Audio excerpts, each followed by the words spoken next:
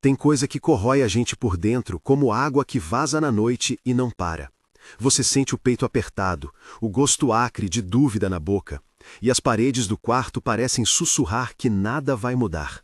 Você levanta a mão e encontra o silêncio, um silêncio pesado como metal, frio contra a pele. Por que Deus permitiria isso agora, quando você mais precisava de luz e de resposta? Antes de continuarmos, nos conte nos comentários de qual cidade você está ouvindo. Quando tudo dentro de você pede clareza, há uma palavra que segura a situação e oferece um novo enquadramento. Às vezes, os processos dolorosos antecedem uma grande virada.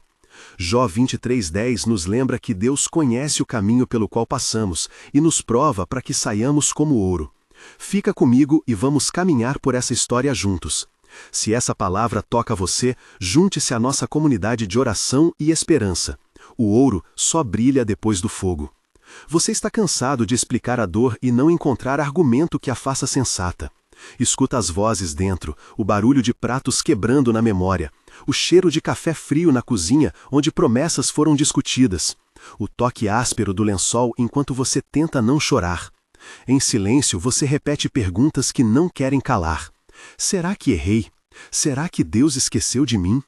A dúvida tem textura, peso e cor.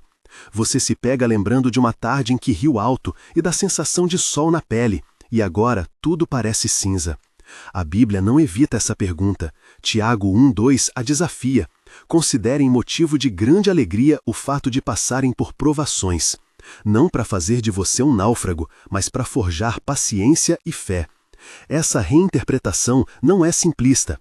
Ela é um convite a ver a dor com os olhos do Pai que refina. Ouça o que vem agora como alguém que respira fundo antes de atravessar um rio. No centro dessa narrativa está um texto antigo que funciona como lente.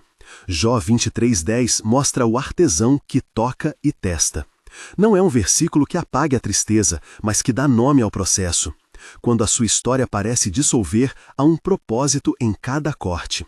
Imagine o ourives diante do minério, ouvindo o martelo cair, o metal estalar, o cheiro de fumaça, o calor no rosto, as mãos marcadas. Assim, Deus lapida.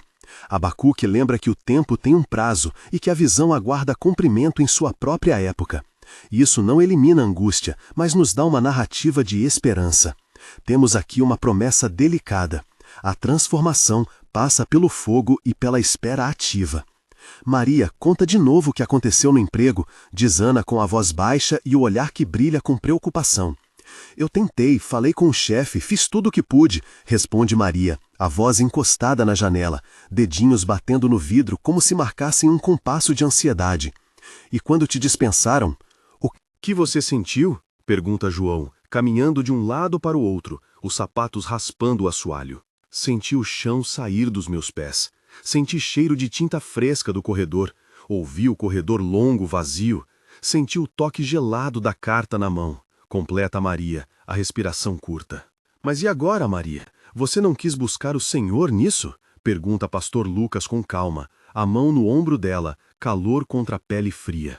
Esses diálogos não são só palavras, são pulsares de comunidade que nomeiam a dor e começam a reescrevê-la. A casa onde essa conversa acontece tem cheiro de bolos esquecidos, madeira antiga que estala à noite, luz de lâmpadas amareladas que pinta as faces de saudade. Helena passa pela cozinha, deixa no balcão um envelope com um recado escrito à mão, o papel com textura rugosa, o traço da caneta um pouco trêmulo de quem ainda luta. Marcos acende uma vela no parapeito, o brilho pequeno tremula e projeta sombra na parede.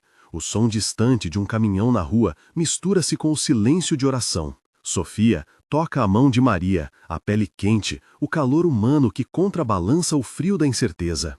Todos esses elementos sensoriais, tecido no ambiente, deixam claro que a comunidade é o campo onde a fé é regada e testada. Deixe-me contar quem é o protagonista desta virada, porque sua história ajuda a entender o padrão que se repete na vida de muitos. Ele cresceu em uma casa de fé, filho de mãe que orava com as mãos calosas e pai que trabalhava até tarde. Desde pequeno, aprendeu que a igreja era calor, que o domingo tinha cheiro de café com leite e a oração tinha gosto de frutas no verão. Nos anos de jovem adulto, estudou, casou e trouxe para o ministério o desejo de servir. Ao longo do tempo, porém, enfrentou uma perda profunda. A empresa onde havia dedicado décadas encerrou suas atividades e junto com ela se foram rotinas, segurança e identidade. A fé passou a ser testada em silêncio, a rotina virou espera, o sono foi quebrado por lembranças e a voz interior duvidou. Esses eventos não foram apenas externos, mexeram na raiz da identidade dele, arrancando camadas do que era confortável e aparente. Entre a aridez e a esperança, começou um aprendizado doloroso e necessário. O segundo parágrafo do backstory revela as reações e as figuras secundárias que moldaram o caminho. Maria foi a primeira a estender a mão, trazendo pães e orações. Ana organizou um grupo de apoio que passava cartas de encorajamento. João conduziu estudos bíblicos noturnos cheios de luz e perguntas. Pastor Lucas ofereceu conselhos firmes e ternos. Helena trouxe trabalho temporário. Marcos compartilhou histórias de recuperação. Sofia coordenou pequenas ajudas práticas. E Rafael, que aparecia de vez em quando, registrou com sua câmera os momentos de resiliência para inspirar outros. Esses personagens não são decorativos, cada um age com sentidos, visão de futuro, som de encorajamento, cheiro familiar de família, toque que cura e até o gosto amargo de café partilhado nas madrugadas de oração. A vida do protagonista se reconfigura na interação com essas pessoas, mostrando que a virada nunca é totalmente solitária. No terceiro parágrafo do backstory, vem a virada interna, pequena e quase imperceptível, mas decisiva. Ele aprendeu a comparar as rachaduras do coração com sulcos férteis no solo, sentiu a textura do chão mole depois da chuva e entendeu que o silêncio que antes era vazio passou a ser espaço para a tarefa. A fé amadureceu com perguntas mais honestas. A conversa com Deus tornou-se menos roteirizada e mais verdadeira. Um diálogo que trazia cheiro de terra molhada e som de passos que retomavam firmeza. Não foi uma cura instantânea, foi um processo em que o Senhor trabalhou em espaços secretos até que, pouco a pouco, a semente enterrada começou a mexer. Essa história tem cheiro de renovo, palpita como broto que rompe a terra e nos mostra que os processos dolorosos antecedem viradas que se anunciam em pequeno. Agora, 3 momentos de tensão que definiram o ponto de virada. Primeiro momento. A carta de demissão chega numa tarde cinzenta, o papel frio na mão, o som ritmado da chuva na janela, o gosto salgado de lágrimas que não se deixam escapar, a textura do chão sobre os pés que parece mover-se. O protagonista encara a folha e lembra de promessas feitas a si mesmo, ao cônjuge, ao Senhor. A memória ativa de um encontro com o chefe surge como flash, a voz do chefe ecoando: não há como manter todos. E a decisão de ficar ou partir precisa ser tomada. O conflito interno pressiona, segurança contra a fé, medo contra a obediência. Ele respira fundo, conta 3, decide falar com o pastor Lucas e procurar o que Deus deseja daquele momento. Esse episódio dura minutos, mas são horas para o coração.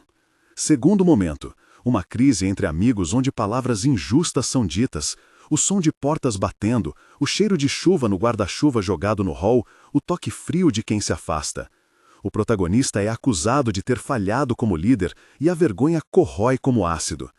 Em reflexão, ele lembra de Tiago 1:2 que diz para considerar motivo de alegria quando enfrentamos provações, porque produzem perseverança.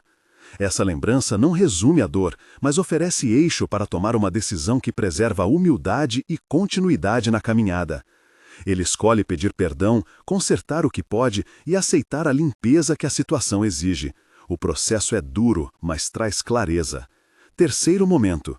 Uma noite de oração em que o silêncio de Deus responde com silêncio. O ar frio, o cheiro de vela apagada, o som distante de um metrô, o tato das mãos pressionadas.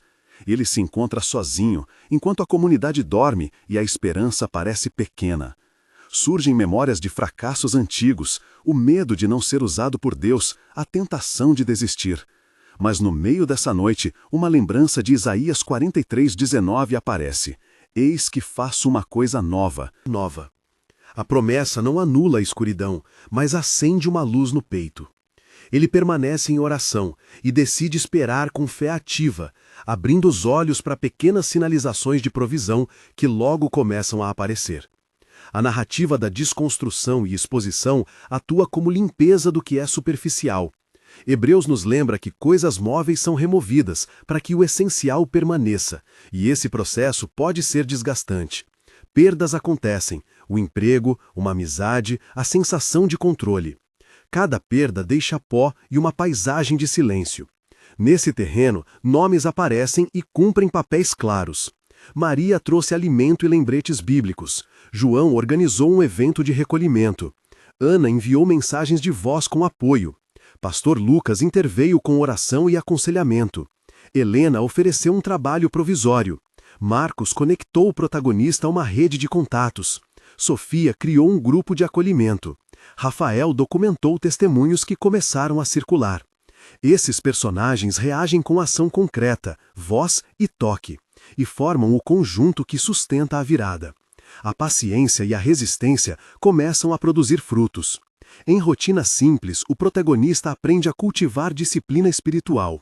Acordar cedo, escrever um pequeno diário de gratidão, sentir o cheiro dos primeiros passos da manhã, ouvir cânticos que aquecem o coração, provar o amargor do café que agora tem novo sabor porque é compartilhado na oração. A fé amadurece em atos práticos. Em uma cena de rotina noturna, há diálogo. "Você está bem?" pergunta Ana. "Estou aprendendo a esperar", responde ele. "Esperar é trabalho", replica João. "Então trabalhamos juntos", diz Pastor Lucas. Essas trocas têm som de utensílios na cozinha, luz tênue, calor de chá, e mostram que a fé cresce em comunidade. No processo, o protagonista percebe que a confiança em Deus não é ausência de medo, mas a decisão de seguir apesar do medo. A virada começa a se manifestar como broto que rompe a terra, silencioso e cheio de promessa. Isaías 43:19 é evocada como sinal. Deus faz algo novo, abre caminho no deserto e rios no ermo. O primeiro sinal visível é uma porta que se abre. Uma proposta de trabalho que alinha propósito e talento. O cheiro de tinta fresca no escritório novo. A visão clara de responsabilidades que geram sentido. O toque firme de apertos de mão. O som de risos no café da empresa. A comunidade testemunha e celebra. Maria chora de alegria. João prepara uma refeição de ação de graças. Ana escreve um testemunho para a igreja. Pastor Lucas declara a bênção. Helena sorri com alívio. Marcos anuncia a novidade em voz alta. Sofia organiza um pequeno culto de gratidão. Rafael grava o testemunho que será compartilhado. A promessa pública se materializa em atos concretos. Chega então o momento de oração e intercessão que conecta você a essa jornada. Feche os olhos por um instante e sinta o ar no corpo. Ouça a sua respiração. Toque a palma da mão no peito para sentir o pulso. Pai amado, nós reconhecemos a dor e a espera. Reconhecemos que muitas vezes não entendemos o porquê das provações. Senhor, toca agora esse coração cansado com a tua paz, renova as forças, aviva a esperança. Em nome de Jesus, traz provisão, clareza e portas abertas conforme a tua vontade. Espírito Santo, opera em nosso interior para que a paciência produza caráter e esperança. Dá, Senhor, sinais de que a tua mão está ativa, protege a nossa fé, abençoa a comunidade que caminha junto, sustenta os que duvidam. Nós declaramos que cada lágrima é semente e que o ouro só brilha depois do fogo. Em nome de Jesus, amém. Se você está ouvindo isso com o coração pesado, eu quero que saiba que entendo. Compartilhe nos comentários uma frase simples que represente a sua decisão hoje. Por exemplo, eu escolho confiar mesmo sem entender. Conte também em uma linha o que você tem esperado ultimamente. Seu relato pode consolar alguém que está sozinho e precisa saber que não está só. Quando você escreve, você ajuda a pautar nossas orações e nos mostra quais temas trazer nas próximas semanas. A comunidade aqui é um corpo e cada testemunho fortalece o coletivo. Não precisa escrever uma história longa, apenas deixe um sinal de esperança, um testemunho pequeno, uma oração curta. Nós vamos ler, orar e responder. Agora que você deu esse passo, vamos juntos continuar a jornada até ver a virada acontecer. Um mês depois, a vida apresenta pequenas reconciliações, uma amizade restaurada, um convite para ministrar em uma pequena reunião, o gosto de pão quente dividido com vizinhos. 3 meses depois, a rotina se firma, há um emprego que traz sentido e a fé se reorganiza em prioridades claras. O som de risos volta a ser familiar e o cheiro de café tem agora gosto de trabalho cumprido. 6 meses depois, surge uma nova visão para servir, talvez um ministério, um projeto ou uma missão local que nasce das experiências dolorosas transformadas em compaixão. Esses são os tempos que se sucedem quando alguém decide caminhar com o Senhor durante o processo. Recapitule: você sentiu a dor, questionou o silêncio, mas recebeu uma lente bíblica que transforma o significado da prova. A dor não foi em vão. Entregue isso agora em oração. Pai, nós entregamos cada processo doloroso nas Tuas mãos, pedimos restauração, coragem e um novo começo. Que a Tua presença seja real e palpável. Em nome de Jesus. Amém. Se essa palavra tocou você, inscreva-se para receber mais mensagens de esperança e compartilhe para alcançar alguém que precisa ouvir que processos dolorosos muitas vezes antecedem grandes viradas. Cada lágrima foi semente.